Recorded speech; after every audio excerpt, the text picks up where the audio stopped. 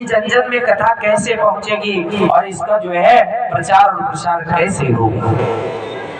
मन को शांत किया तो कि हृदय से आवाज आई और कहा कि एक ही तो है, इस संसार में एक ही है। व्यास जी ने मन में विचार बनाया कि इस कथा को अगर भृगु ऋषि को सुनाया जाए तो उन्होंने जो है क्रोध को नहीं जीता है।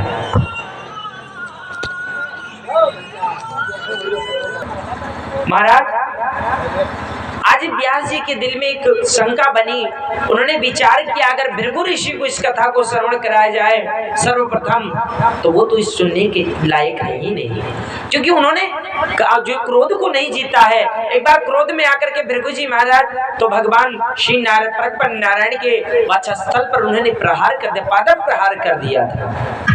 अगर विश्वामित्र ऋषि को अगर इस कथा को श्रवण कराया जाए सर्वप्रथम तो उन्होंने काम को तो जीता नहीं है, क्योंकि द्वितीय ब्रह्मा के बनने की जो चरम सीमा तपस्या पर थे विश्वामित्र, मेनका नाम की अप्सरा आई और की कराई पानी में फेर कर चली गई, तो उन्होंने तो क्रोध को जीता नहीं। तो इस संसार में कौन है? व्यास उदास हो जाते हैं, कहते हैं लग रहा है कि इस कथा का प्रचार प्रसार नहीं हो पाएगा। मन में विचार करते हैं तो हृदय से आवाज निकलती, व्यास तुम्हें सोच करने की जरूरत नहीं, घबराने की जरूरत नहीं है, संसार में एक है। कौन है महाराज? बोले एक ही तो है, उसका नाम सुखदेव है जो तुम्हारा पुत्र है। वही तो है इस कथा का रसपान करने वाला और वही तो इसका परम अधिकारी है, इसको पान करने वाला। तुम्हारा पुत्र इसलिए नहीं उसे पान कराना है, बल्कि वो इसको पान करने का अधिकारी है, इसका पात्र है, इसलिए उसे पान कराना।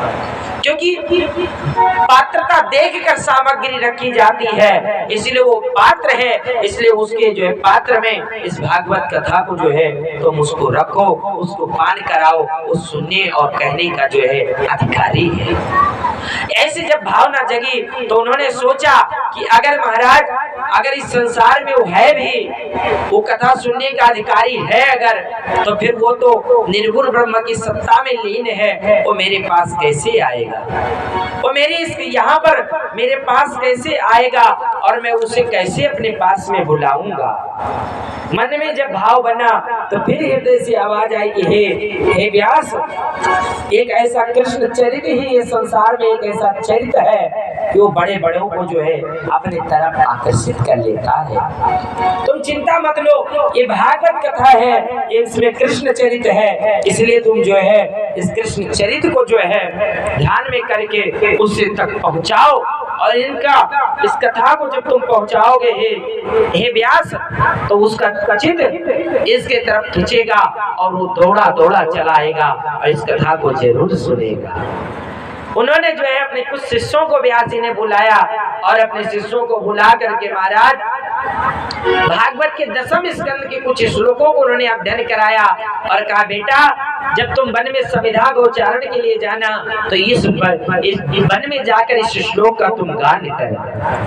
पता नहीं शायद मेरा पुत्र सुखदेव कहीं बैठा हो और निर्गुण ब्रह्म की सत्ता में वो लीन है, तो उसे जो है इस गानों में मंत्र पढ़े, शायद हो सकता है कृष्ण चरित्र, इसलिए विश्वास है शायद मेरा बेटा सुखदेव मेरे पास आ जाए और इस कथा को सुन करके जन जन में और प्रसार कर दे, ताकि इस भागवत का प्रचार प्रसार हो जाए।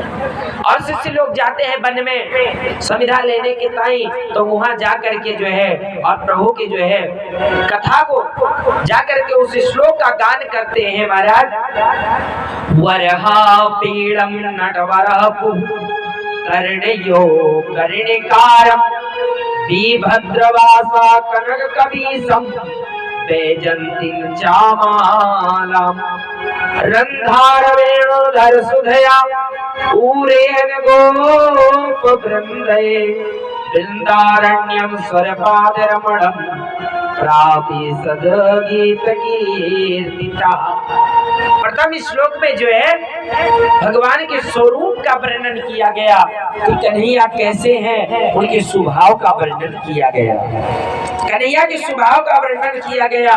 और महाराज कन्हैया कैसे हैं, उनके जो है स्वरूप का वर्णन किया गया। कितना सांवला स्वरूप विग्रह रूप है, सांवला रूप है।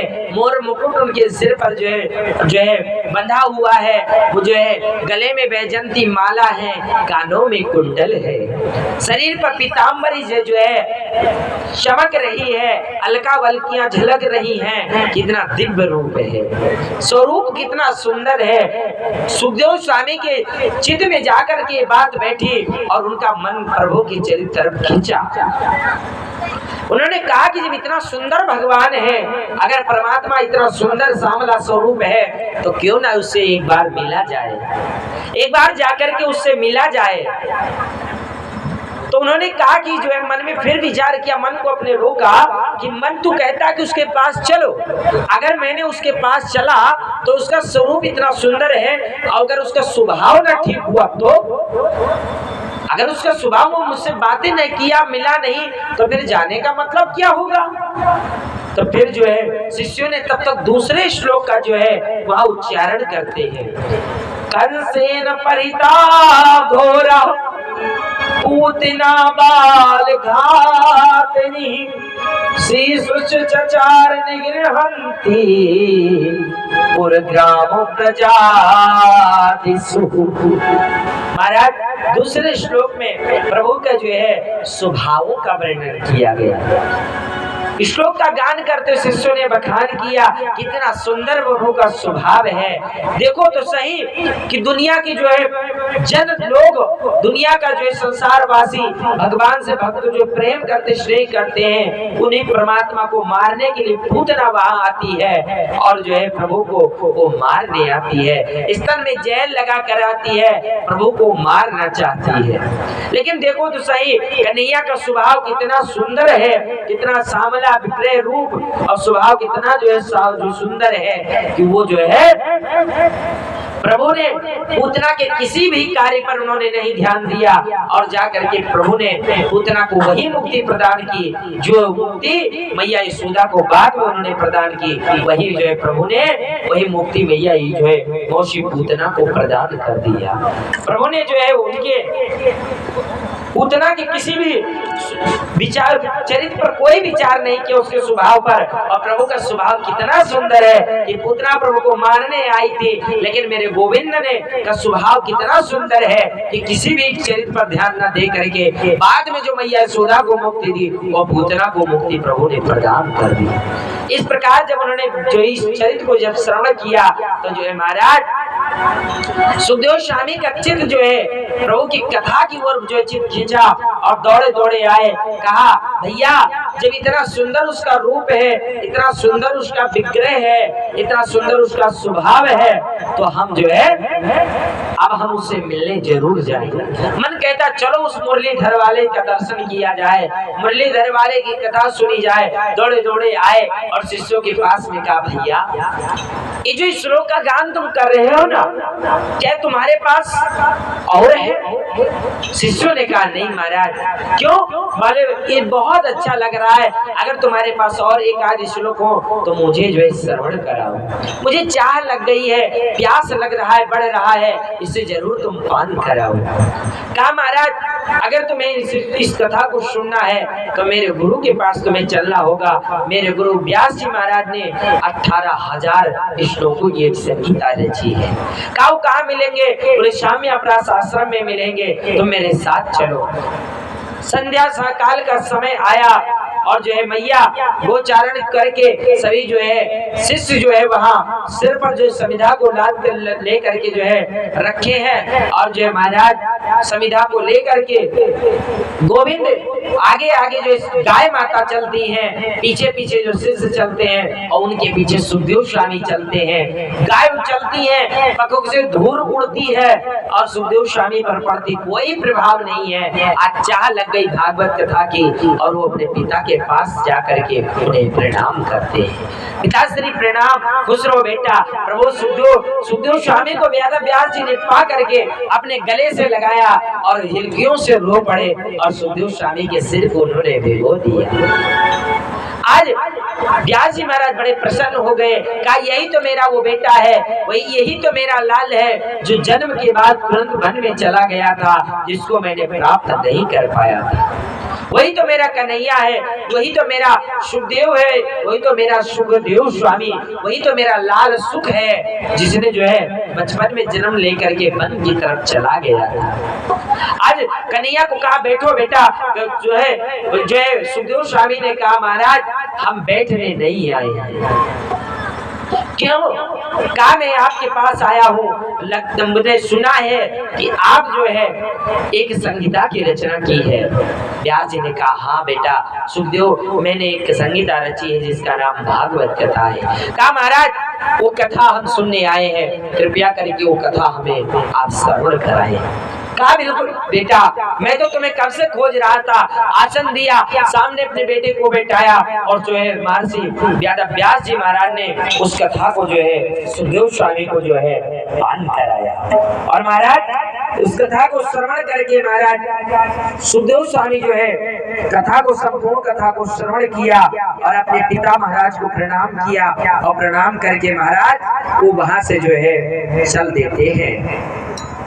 महाराज कथा को सुन करके अपने व्यास पिता के जो है चरणों में बारंबार प्रणाम किया और जो ने प्रणाम करके और अब उस कथा को अपने हृदय में विराजमान करके और महाराज उस कथा को श्रवण करके सुखदेव स्वामी वन में जा करके और सर्वगुण जो है सगुण ब्रह्म की सत्ता में जा करके वो लीन हो जाते हैं। और हे सूजी महाराज कहते हैं ऋषियों से कहे ऋषियों, वही कथा समय आने पर राजर्षि परीक्षित को जब संत का श्राप लगा ऋषि कुमार का, तो वही कथा को सुखदेव स्वामी ने जो जाकर के 7 दिन तक सुना करके भागवत कथा को और परीक्षित की मुक्ति करा दी। महाराज कहते हैं कि सुखदेव स्वामी कथा को सुन करके और गए और जो है परमात्मा की भक्ति में जो है सगुण ब्रह्म की सत्ता में लीन हो गए। एक बात आप सबको बता दे महाराज, जलेबी कितनी भी अच्छी बनाई जाए यजमान जी, जलेबी कितनी भी अच्छी उसे बनाई जाए और अगर शक्कर की चाशनी में उसे डुबोया न जाए तो क्या वो खाने की योग्य है? उसका कोई मतलब है? नहीं है। इसी प्रकार से व्यास जी महाराज ने भागवत कथा की रचना की, सुखदेव रूपी कढ़ाई में भक्ति रूपी चाशनी में इस भागवत रूपी जलेबी को तैयार करके और भक्ति रूपी चाशनी में उसे डुबो दिया। और जो है चाशनी में जब जलेबी को डुबोते हैं तो कुछ देर तक उसमें डूबा हुआ रखते हैं कि वो रस से भर जाए। इसलिए काफी समय तक व्यास जी महाराज ने उस भागवत रूपी जलेबी को सुखदेव रूपी कढ़ाई में भक्ति रूपी चाशनी में डुबो करके रखा और समय आने पर उसे ऊपर को निकाल करके और राजर्षि परीक्षित को उसे खिला दिया, पान करा दिया, उनकी मुक्ति हो गई। बोलिए भागवत भगवान की, राजा रामचंद्र भगवान की, श्री सीताराम जी महाराज की।